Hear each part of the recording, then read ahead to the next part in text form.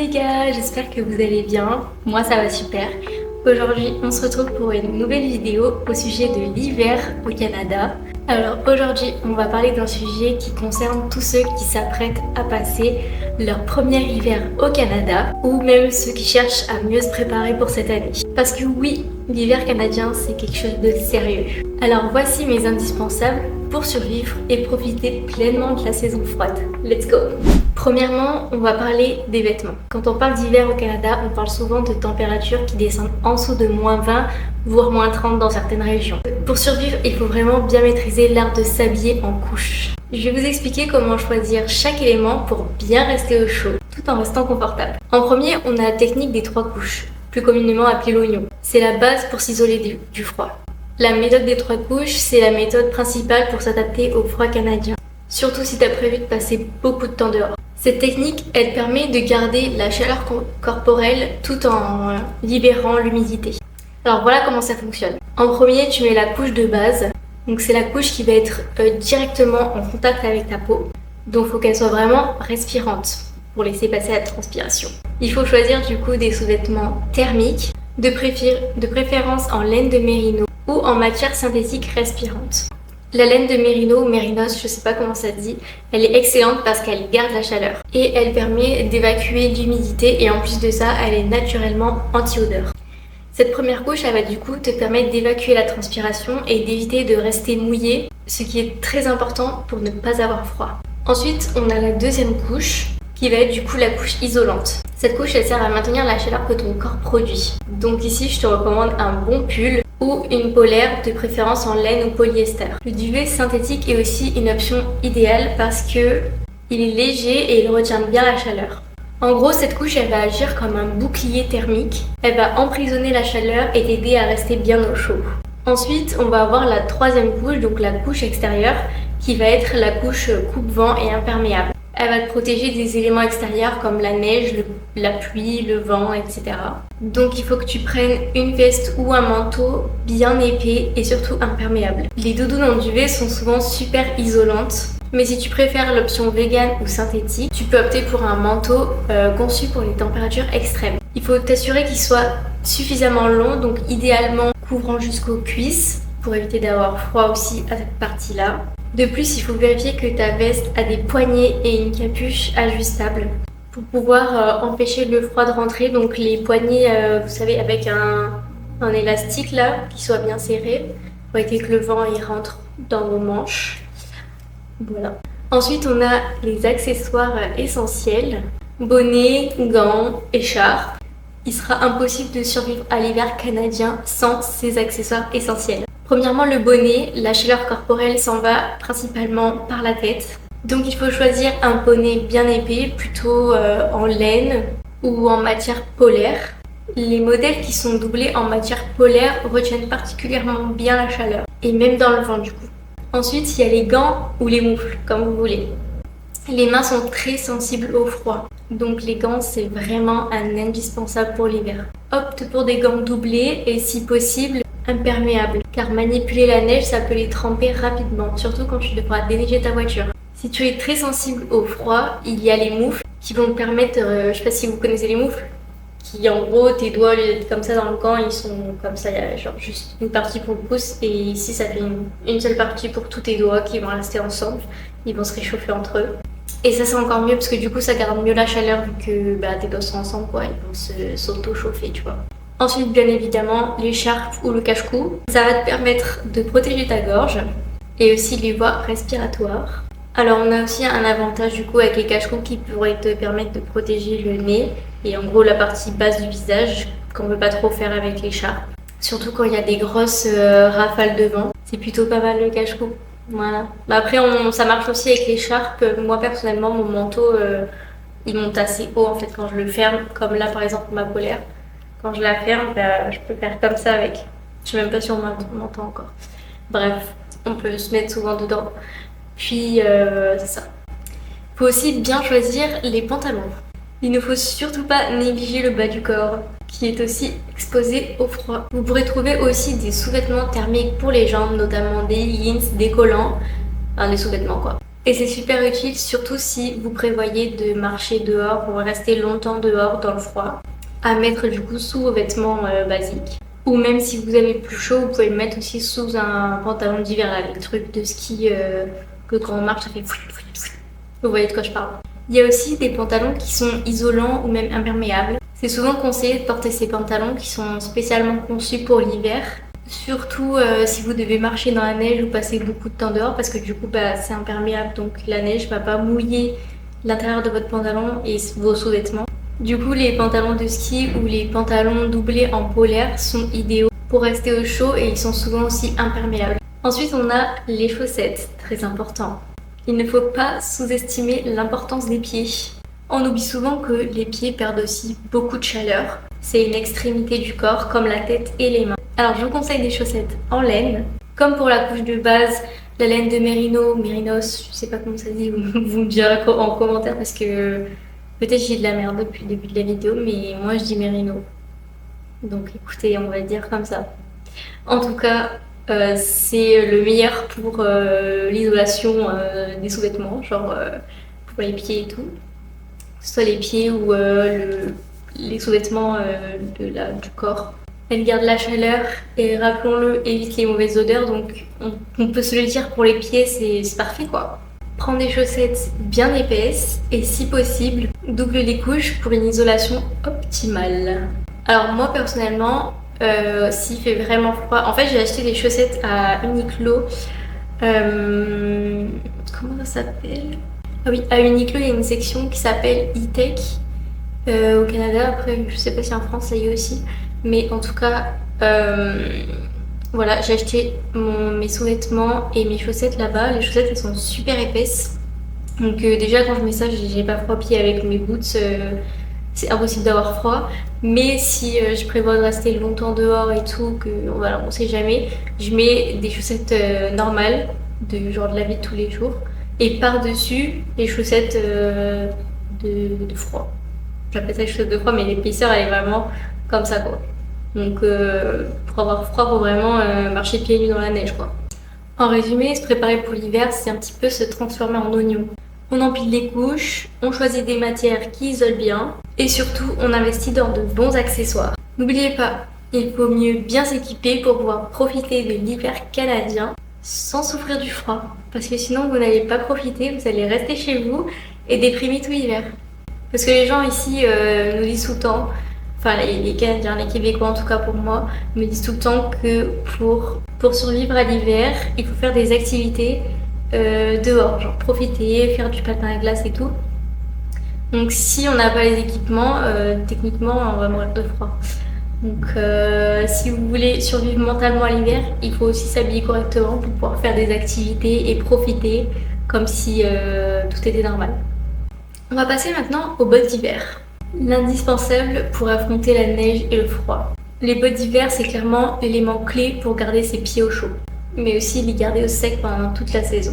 Les températures peuvent être extrêmes, mais surtout, la neige et les sols verglacés, bien glissants, vous attendent cet hiver.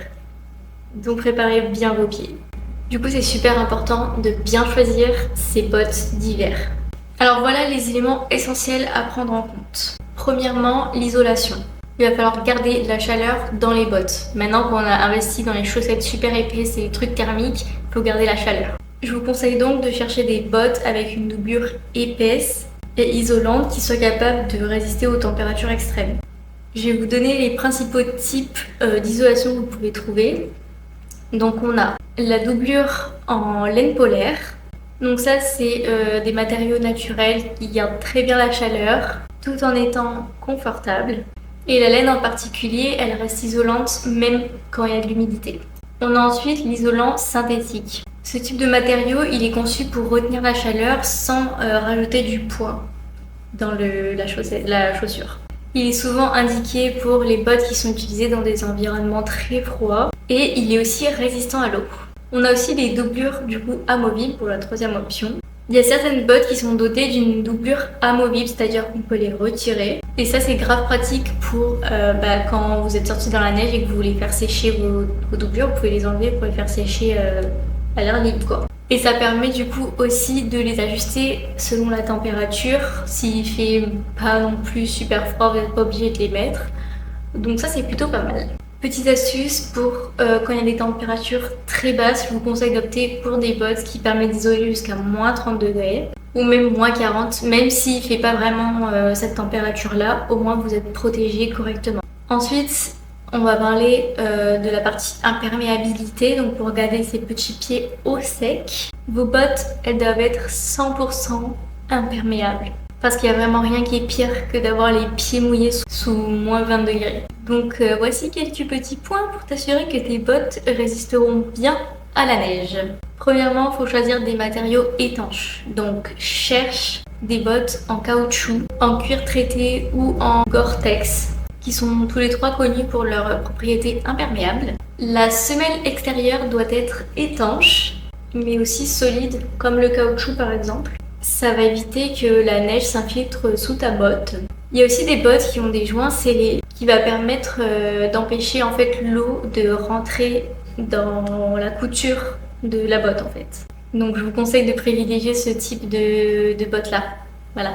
Si tu veux aussi un maximum d'imperméabilité, je te conseille de choisir des bottes montantes qui vont empêcher la neige de s'infiltrer, même lorsque tu marches dans des zones où il y a beaucoup de neige quoi. Autre petit point, choisir une semelle antidérapante pour éviter de faire des petites cascades sur la glace. Même si c'est très drôle à regarder, c'est un petit peu moins drôle à vivre, surtout quand tu tombes sur ton coccyx. Ça sent le vécu, ouais je sais. Mais voilà, je vous conseille vraiment de prendre des trucs antidérapants et il y a même des petits accessoires qui sont vendus. Je crois que chez Jean Coutu, même Dollarama, j'ai vu, Decathlon c'est sûr.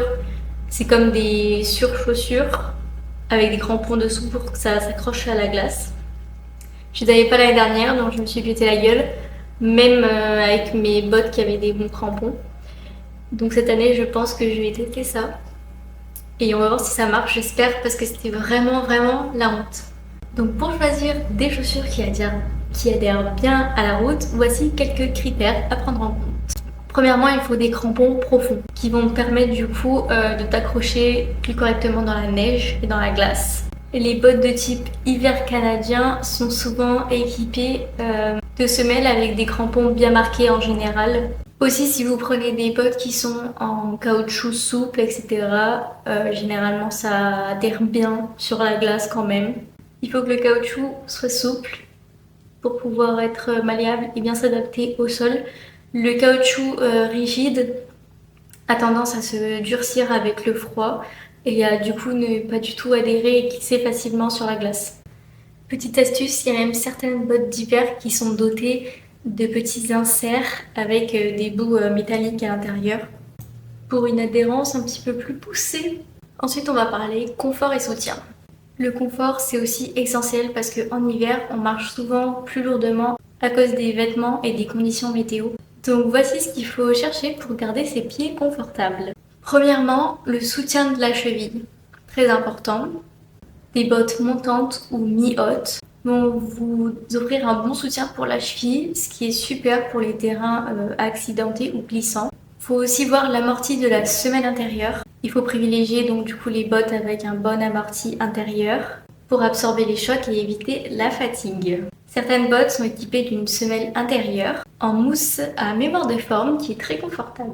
Il faut aussi choisir une largeur suffisante pour pouvoir faire rentrer ces chaussettes épaisses et pas être trop serrées. Donc mon conseil c'est plutôt de prendre une taille au-dessus de votre taille habituelle. Je sais pas si c'est bien de faire ça ou pas, mais en tout cas c'est ce que j'ai fait. Et du coup je suis super à l'aise avec mes chaussettes. Et aussi l'air est un très bon isolant. Donc si vous n'êtes pas serré dans votre chaussure et qu'il y a un peu d'air, genre il y a un peu d'espace et tout, il fait plus chaud dans les chaussures. C'est peut-être aussi pour ça que j'ai jamais eu froid aux pieds au final.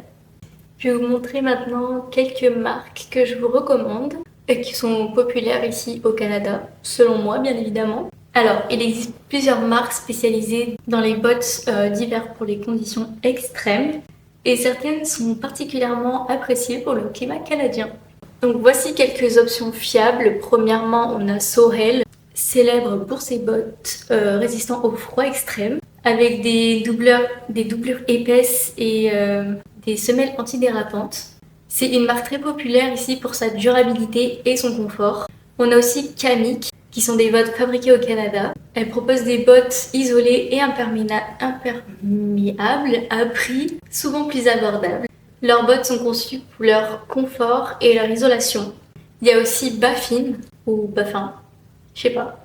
Si tu cherches une option ultra résistante pour les très basses températures, Baffin est un excellent choix. Leurs modèles sont conçus pour des températures extrêmes et leur adhérence sur la glace. Pour affronter l'hiver canadien, des bottes adaptées, c'est l'essentiel. Entre l'isolation, l'imperméabilité, la semelle antidérapante et le confort, ce sont des critères à vraiment bien vérifier avant de faire votre achat. Bien choisir ses bottes, c'est s'assurer de passer un hiver bien au chaud et de pouvoir profiter de l'hiver sans avoir peur de la neige et du froid. On va parler maintenant des accessoires anti-glace et neige. Ce sont des alliés indispensables pour marcher en toute sécurité et éviter les mauvaises chutes sur la glace. Que ce soit pour se déplacer en ville, randonner ou simplement sortir de chez soi sans risque, voici les accessoires essentiels à avoir pour affronter l'hiver. Premièrement, comme je vous en parlais tout à l'heure, les crampons amovibles que vous pouvez trouver chez Decathlon, Dollarama, Jean Coutu, un peu tous les magasins que vous placez du coup sur vos bottes et qui vont vous rajouter un support antidérapant. Ça va être un peu comme les chaînes des voitures quand on va au ski quoi au final.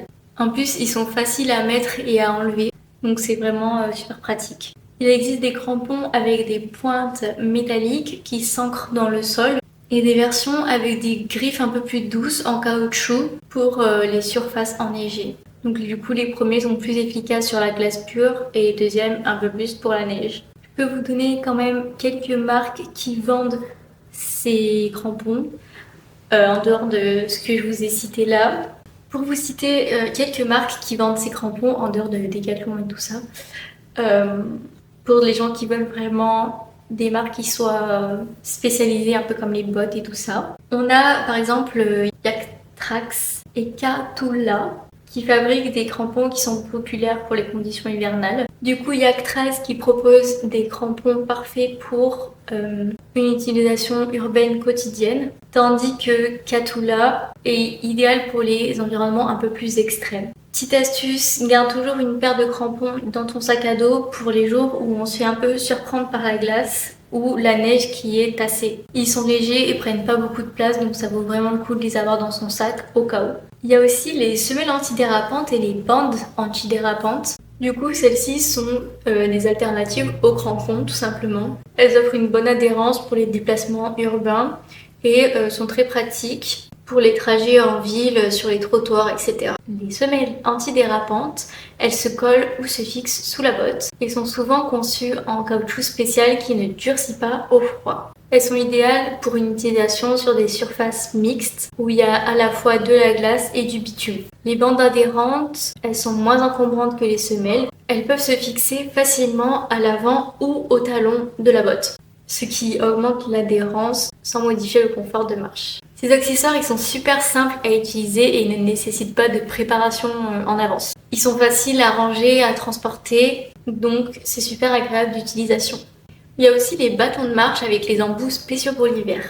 Pour les promenades et les randonnées, les bâtons de marche équipés d'embouts spéciaux pour la neige vous seront d'une grande aide pour la stabilité. Ils permettent de répartir le froid et d'offrir un appui supplémentaire, ce qui est particulièrement utile dans les zones enneigées ou glacées. Les bâtons de marche sont souvent vendus avec des embouts interchangeables. Pour l'hiver, utilise des embouts en métal ou à crampons qui permettent une bonne accroche sur la glace et la neige tassée. Choisis aussi des bâtons ajustables pour pouvoir régler la hauteur en fonction des conditions. Sur des sentiers pentus ou des surfaces inégales, la hauteur du bâton peut vraiment t'aider à garder l'équilibre. Certains bâtons de marche sont pliables, ce qui est super pratique pour les transporter dans vos sacs à dos lorsque vous n'en avez plus besoin. Même pour les sortir en ville, un bâton peut être utile pour garder l'équilibre, surtout si tu as des trottoirs glissants dans ton quartier. Maintenant, on passe aux chaussettes thermiques et aux chauffe-pieds. En hiver, avoir les pieds au chaud, c'est tout aussi important que d'avoir une bonne adhérence. Pour cela, les chaussettes thermiques et les chauffe-pieds sont vos alliés.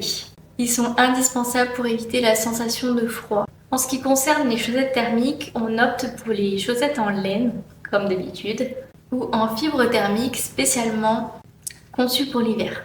Elles sont plus épaisses que les chaussettes ordinaires et elles isolent bien les pieds du froid. La laine de mérino, par exemple, comme je disais tout à l'heure, est connue pour bien isoler du froid et être aussi respirante. On a aussi du coup les choque-pieds jetables. C'est des petits sachets qui s'activent pendant plusieurs heures une fois qu'ils sont placés dans les bottes. C'est idéal pour les longues journées d'hiver à l'extérieur et ils sont aussi très utiles lors des activités statiques en extérieur, comme assister par exemple à un événement ou faire du bénévolat. Personnellement, les choque-pieds jetables, c'est pas trop mon truc parce que je fais attention quand même à l'environnement. Puis si on utilise ça chaque jour de l'hiver et qu'on les jette à chaque fois, ça fait une quantité assez astronomique de choses qu'on va jeter. Donc il y a une autre option qui sont les chauffe-pieds rechargeables tout simplement. Donc ceux-là ils fonctionnent avec des batteries. Ils peuvent être rechargés avant l'utilisation et offrent une chaleur continue sans générer de déchets. Quand j'étais en France encore, j'en avais acheté qui sont rechargeables aussi mais pas avec de l'électricité genre. C'était comme un petit truc c'était liquide à l'intérieur, c'était en silicone, et à l'intérieur c'était liquide et il y avait comme une petite pastille en métal. Et quand on clippait la pastille, ça devenait solide et ça créait de la chaleur. Puis ensuite pour les réutiliser, il faut juste les mettre dans l'eau bouillante et que ça redevienne liquide en gros. Et ça c'était super pratique, mais j'en avais 3 ou 4 et je les ai cramés dans la casserole, donc du coup il n'y en a plus. Mais si on fait attention aux affaires, normalement ils sont super bien. Enfin, j'en suis servi pendant longtemps et ils étaient super cool. Mais je sais pas du coup au Canada si on peut en retrouver, peut-être à Dollarama. Je sais que j'en ai vu en sortant, j'en ai vu dans des magasins, mais j'ai pas regardé si c'était des jetables ou des rechargeables ou je sais pas. Petite astuce, si tu dois rester dehors longtemps, prévois plusieurs paires de chaussettes chauffantes thermiques pour pouvoir les changer et éviter l'humidité. Les accessoires anti-glace et neige ne sont pas seulement utiles, ils garantissent aussi ta sécurité. Que ce soit pour éviter de glisser sur la glace ou pour rester bien au chaud, investir dans des accessoires de qualité vous rendra l'hiver bien plus agréable. On va parler maintenant des produits pour la peau et les lèvres. L'hiver canadien peut être extrêmement agressif pour la peau. Entre le vent glacial et l'air sec dû au chauffage intérieur, il est essentiel de bien hydrater et protéger sa peau pour éviter majoritairement les sensations de tiraillement, les gerçures et les rougeurs. Alors voici quelques incontournables pour garder ta peau douce et hydratée tout au long de l'hiver.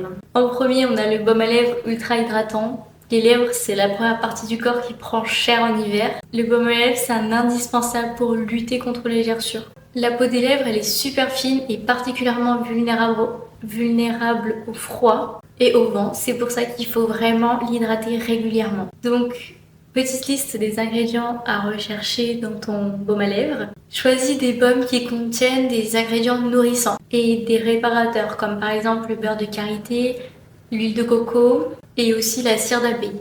Ces ingrédients vont former une barrière protectrice contre le froid et le vent, en même temps de nourrir ta peau en profondeur. Applique ton baume à lèvres plusieurs fois par jour, surtout avant de sortir et à chaque fois que tu sens que tes lèvres sont sèches. Bon, petite pause dans la vidéo, encore une fois, les voisins ont mis la musique à fond. Je suis désolée, en fait, à chaque fois que je filme, il y a la musique, j'espère que ça ne s'entendra pas au montage. Mais voilà, l'isolation, voilà, j'ai le droit à un concert un petit peu chaque soir, hein, donc heureusement j'aime bien la musique qu'ils mettent. Mais bon, des fois c'est un peu la fiesta quand j'essaie de dormir, donc bof. Bon, en tout cas, j'espère que vous n'entendrez pas trop dans la vidéo, mais on va faire abstraction.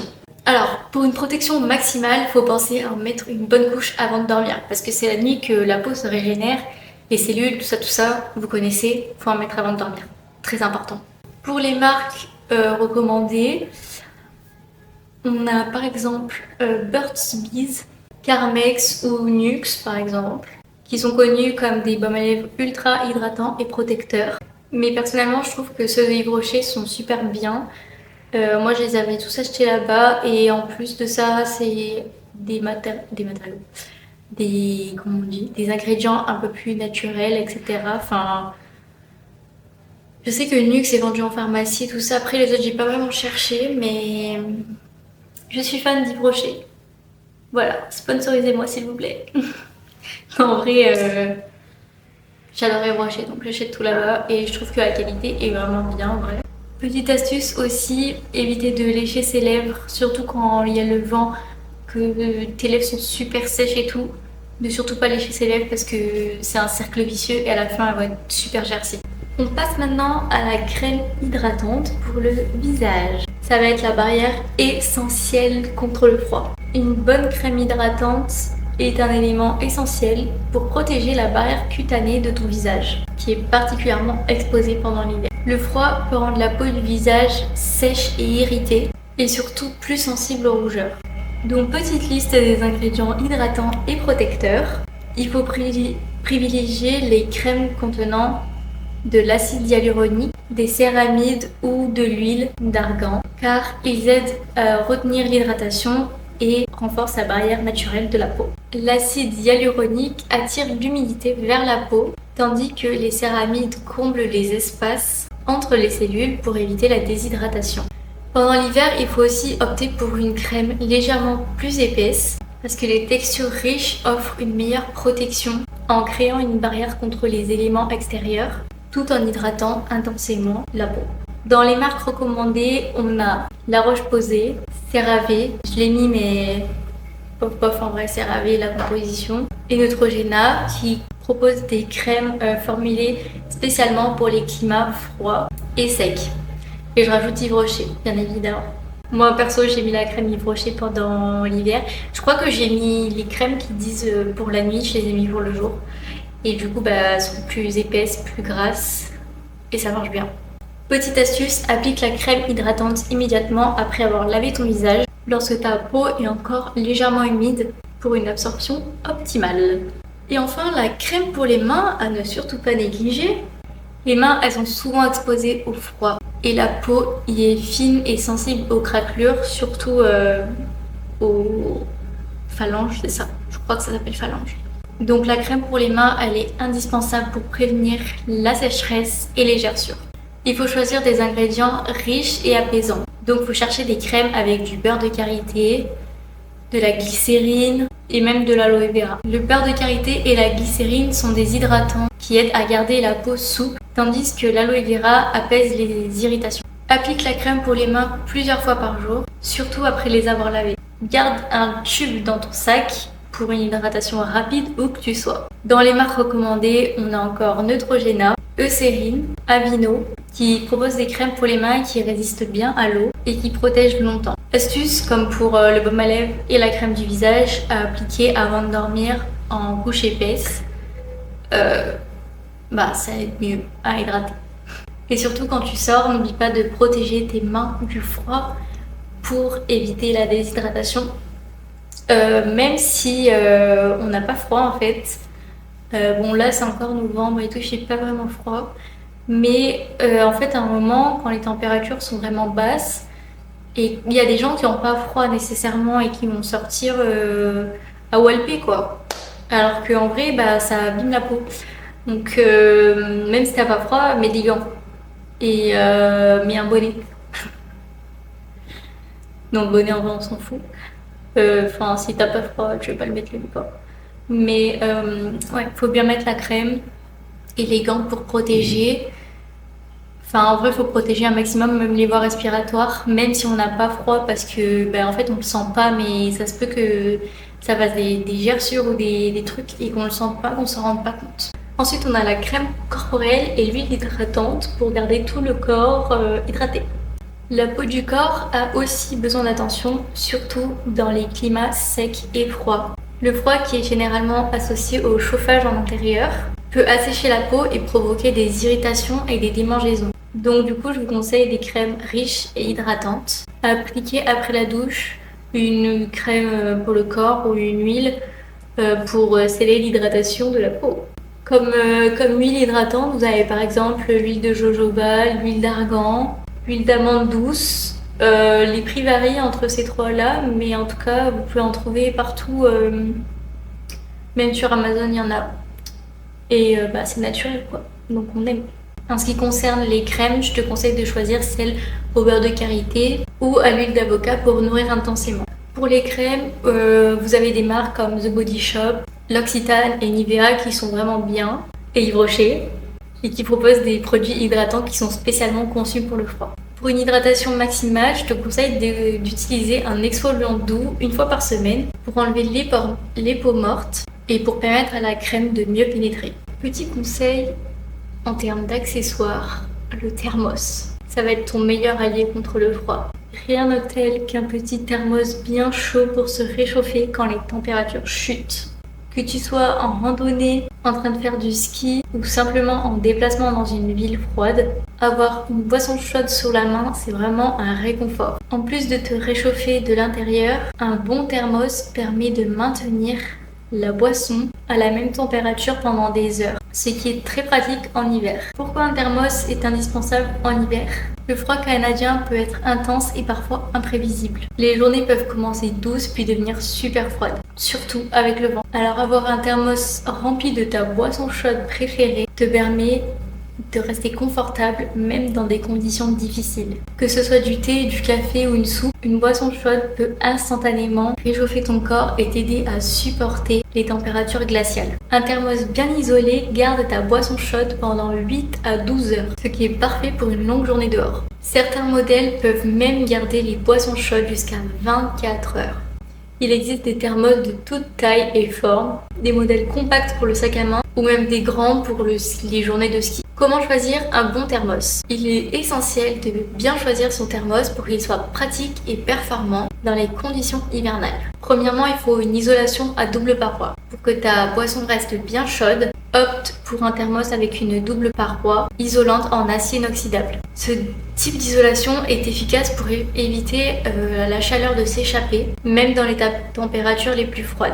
Il faut qu'il y ait aussi une étanchéité parfaite. En hiver, la neige et l'humidité peuvent facilement s'infiltrer dans tes affaires. Assure-toi que ton thermos est 100% étanche pour éviter les fuites dans ton sac ou sur tes vêtements. Il faut aussi qu'il ait une capacité adaptée à ce que tu recherches. Donc choisis une taille de thermos en fonction de tes besoins. Si tu veux simplement une petite quantité de café pour ton trajet, un thermos de 300-500 ml peut suffire. En revanche, pour une randonnée ou une journée de ski, un modèle de 750 ml voire 1 litre est idéal pour avoir une boisson chaude en continu. Pour faciliter l'utilisation, certains thermos sont dotés d'un bouchon qui fait office de tasse ou d'un bouton poussoir, boire facilement sans avoir à dévisser le capuchon. Ces options sont pratiques quand on est dehors par temps froid et qu'on veut limiter son exposition au vent glacial. Alors quelles boissons sont à privilégier dans son thermos? Le choix de la boisson peut aussi faire la différence en hiver. Voici quelques options réconfortantes pour te réchauffer en extérieur. Premièrement, on a le thé ou l'infusion qui sont toujours agréables pour se réchauffer. Tu peux choisir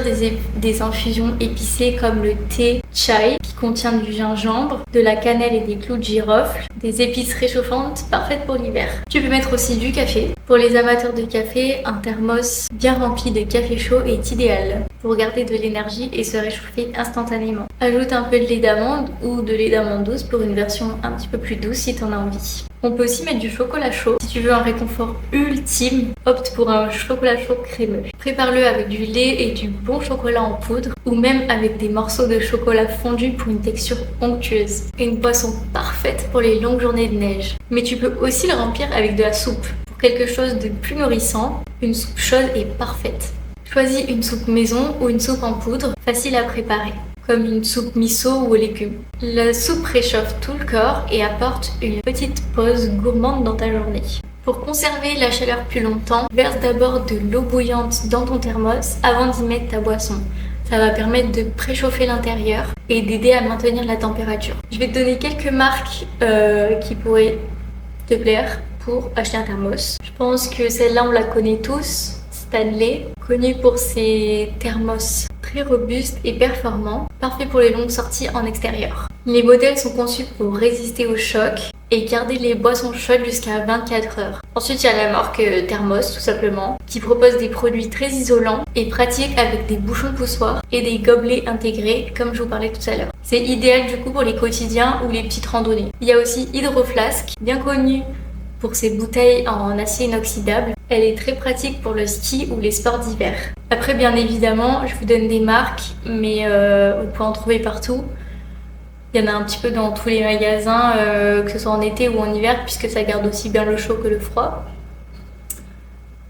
Donc voilà. En vrai, même à Dollarama, il y en a, mais après, je pense que la qualité dépend un peu aussi de là où on l'achète.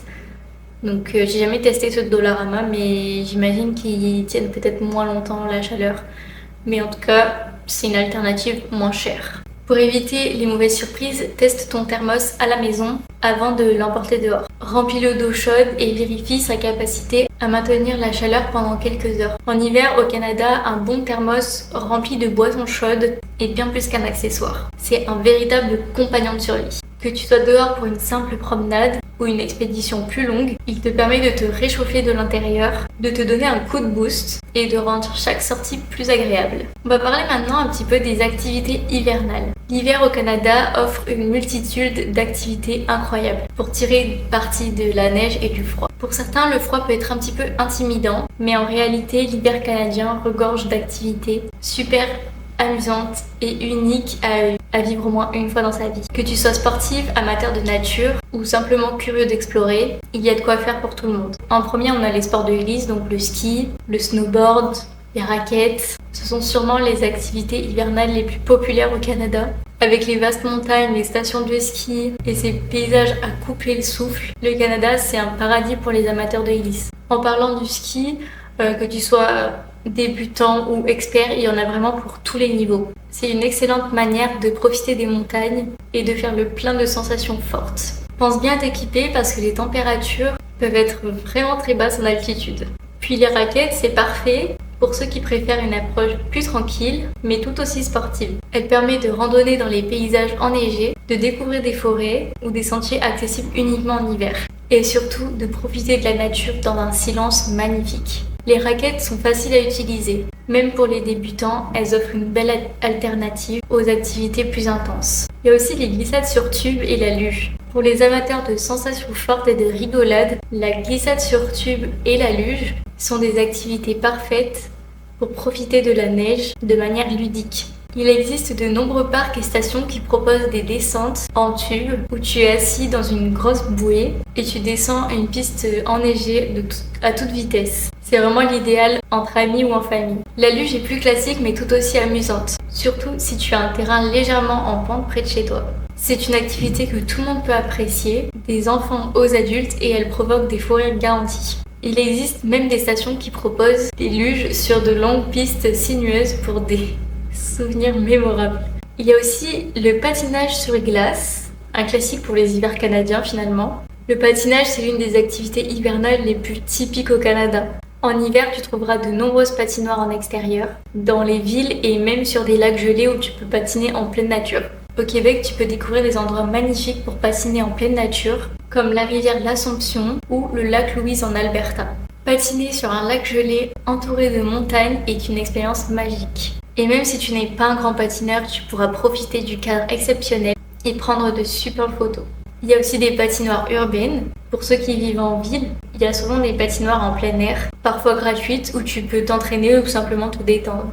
Certaines patinoires sont même illuminées le soir. Par exemple, je sais qu'à Montréal, vers Place des Arts, je crois que c'est Esplanade Tranquille, où il y a la patinoire qui est ouverte le soir et tout. Et il y en a une aussi au pied de la Grande Roue, sur l'espèce de petit lac qu'il y a là-bas au Vieux-Port. Il y a une patinoire là aussi, puis il y a une patinoire aussi au lac au Castor, il me semble, vers le Mont-Royal. Il y en a sûrement d'autres ailleurs, mais je ne les connais pas. S'il y en a une aussi sur l'île, la petite île là où il y a la ronde, je sais plus comment ça s'appelle. Ça fait un petit chemin et tout, franchement c'est super stylé. Mais je connais plus le nom de l'île. En tout cas, c'est accessible avec la ligne jaune. Mais après, il doit y en avoir d'autres aussi dans la ville, mais je connais pas exactement, j'y suis pas allée. Autre activité, la pêche sur glace. Si tu cherches une activité insolite et typique canadienne, la pêche sur glace est une expérience à ne pas rater. Cela consiste à pêcher à travers un trou qui est percé dans la glace, souvent à l'intérieur d'une petite cabane chauffée. Au Canada, notamment au Québec et en Ontario, il est facile de trouver des endroits qui proposent cette cette activité en toute sécurité. C'est une façon très calme et relaxante de passer du temps dehors tout en étant abrité du vent. Certaines cabanes sont même équipées pour que tu puisses cuisiner le poisson que tu attrapes si tu as de la chance. Et bien évidemment, il y a les festivals. Les festivals d'hiver au Canada valent vraiment le détour. Malgré le froid, l'ambiance est souvent très chaleureuse. Et ces événements permettent de découvrir les traditions et l'art de vivre canadien en hiver. Notamment le Carnaval de Québec, l'un des festivals d'hiver les plus célèbres, avec ses sculptures de glace, ses défilés et ses animations pour les petits et les grands. C'est une expérience incontournable si tu es en hiver au Québec. Tu pourras même y voir des compétitions de canot à glace sur le fleuve Saint-Laurent. Winterlude à Ottawa. Ce festival se tient chaque année en février et propose des activités autour du canal rideau, qui devient la plus grande patinoire naturelle du monde. Au programme, sculpture de glace, patinage, spectacles et plein de bonne nourriture. Les festivals sont l'occasion parfaite de s'immerger dans la culture hivernale canadienne. En bref, l'hiver au Canada, c'est un vrai terrain de jeu pour ceux qui veulent profiter des joies de la neige et du froid. Que tu sois sportif, aventurier ou simplement curieux de découvrir de nouvelles expériences, il y a forcément une activité qui te plaira. Alors n'hésite pas à enfiler ton manteau, tes bottes et à sortir explorer toutes ces activités qui rendent l'hiver canadien si unique. Voilà, c'était mes indispensables pour survivre à l'hiver canadien. J'espère que cette liste t'aidera à mieux te préparer. N'oublie pas de liker la vidéo si elle t'a plu, de t'abonner, c'est très important pour faire développer la chaîne et même d'activer la petite cloche pour ne pas louper les prochaines vidéos qui seront super intéressantes. N'hésite pas aussi à commenter pour me donner tes petits tips pour survivre à l'hiver canadien. On se partage comme ça, on s'entraide et puis c'est parfait. Je vous remercie d'avoir regardé la vidéo et aussi n'hésitez pas à me dire en commentaire s'il y a des choses à améliorer parce que je vois souvent des gens qui commentent et ça me fait super plaisir. Ça veut dire qu'il y a quand même des interactions entre vous et moi. Et bah voilà, comme je viens de commencer et tout, ça me fait un plaisir d'avoir des retours pour s'il y a des choses à améliorer. Là pour l'instant je filme un peu en vrac parce que j'ai pas de fond, enfin là je filme avec ma lumière mais du coup je sais que la luminosité elle est pas folle et le son non plus parce que j'ai pas les trucs nécessaires. Mais ça viendra avec le temps. Mais en tout cas si vous avez des petits conseils à me donner, surtout n'hésitez pas. Et aussi des choses que vous voulez voir, qui vous intéressent, que j'ai pas encore abordées, n'hésitez pas à me mettre tout ça dans les commentaires. En attendant, je vous fais de gros bisous et puis je vous dis à la semaine prochaine. Bisous, bye!